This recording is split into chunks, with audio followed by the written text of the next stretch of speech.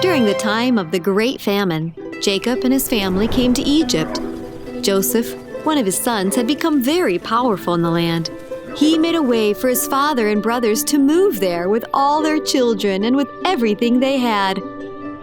After a long time, Jacob and all his children died. But his grandchildren lived on and had lots of their own children. Their children had children until they filled the land of Egypt.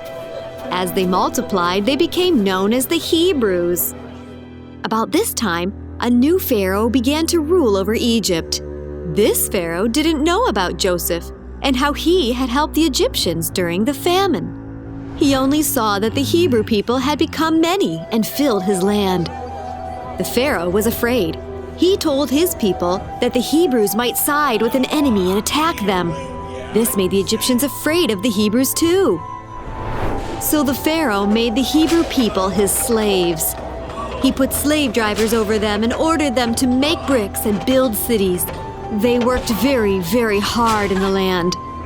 But even in captivity, God blessed the Hebrews. The more they were afflicted, the more they multiplied.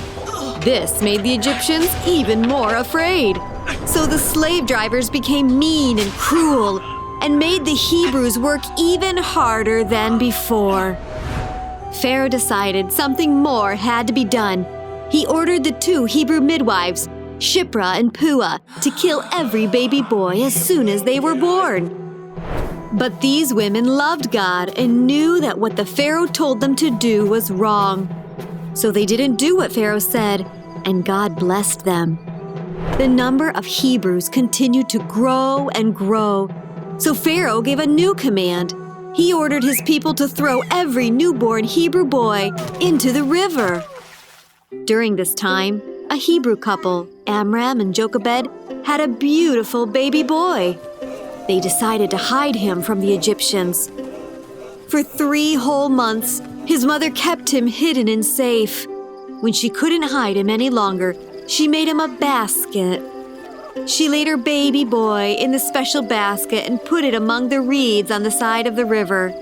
His sister stood nearby to watch and see what would happen to her baby brother. A short time later, Pharaoh's daughter and her attendants came down to the river to bathe.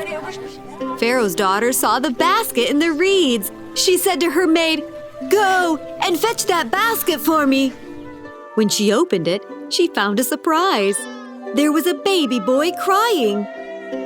When she saw him, she was full of compassion and said, "This is one of the Hebrew babies."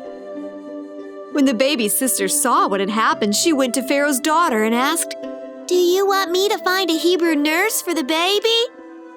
Pharaoh's daughter said, "Yes, please go."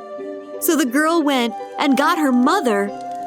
When the baby's mother came, Pharaoh's daughter said, "Please take this baby and care for him.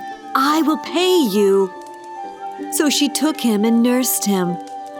When the baby got a little older, the mother brought him back to Pharaoh's daughter, and he became her son. She named him Moses because she drew him out of the water.